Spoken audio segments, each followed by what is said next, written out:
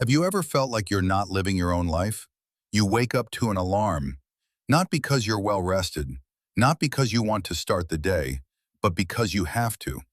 You have to go somewhere where you trade your time, the most valuable thing you have, for money that barely keeps this cycle going. And at some point, a thought appears. Is this even life, or just well-organized slavery? Modern people are proud of being free. We don't have chains. We're not sold in markets. We can choose. But let's be honest, how real is that choice? Do you choose a job or choose between surviving and not surviving? Since childhood, we are taught, study well, you'll find a good job. Find a job, you'll have stability. Have stability, you'll be happy.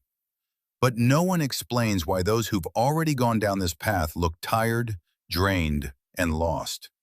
The system is designed brilliantly. It doesn't force you. It convinces you that you want this yourself. You once had dreams, real ones, without calculations, without fear. But the system cannot exist without your exhaustion, because a tired person doesn't ask unnecessary questions. He doesn't think about meaning. He thinks about how to make it to Friday.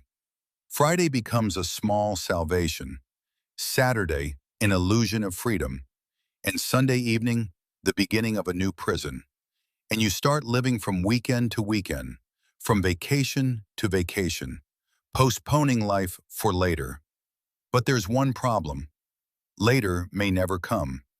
The biggest lie we were sold is the idea of security, a stable job, a stable salary, a stable life.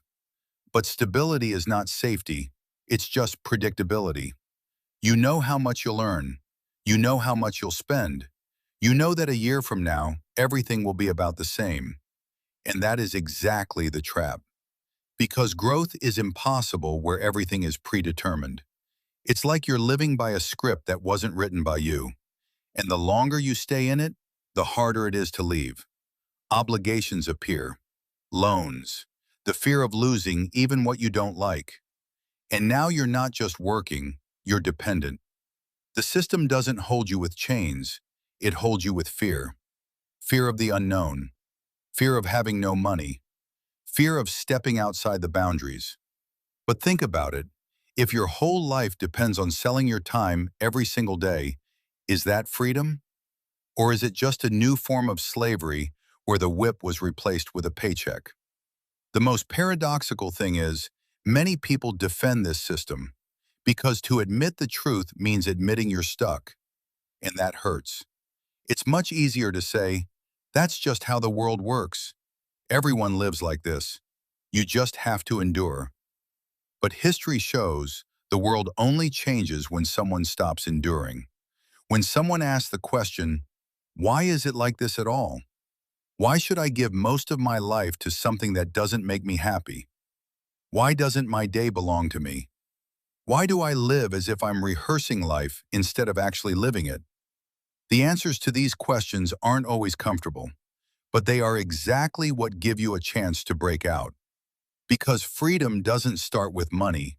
Freedom starts with awareness, with understanding that your life is not just a resource for the system. You don't have to live by someone else's rules. You don't have to choose a path that was imposed on you. But it's important to understand, leaving the system is not an easy path. It's risk, it's uncertainty, it's fear. But there is one thing more terrifying than any risk. To live your whole life and realize in the end that you never truly tried to live. That you traded years for a comfortable cage. That you chose stability over freedom. And then the main question arises. Do you work to live, or do you live to work? Because the answer to this question changes everything. And maybe right now is the best moment to at least think about it. Whose life are you really living?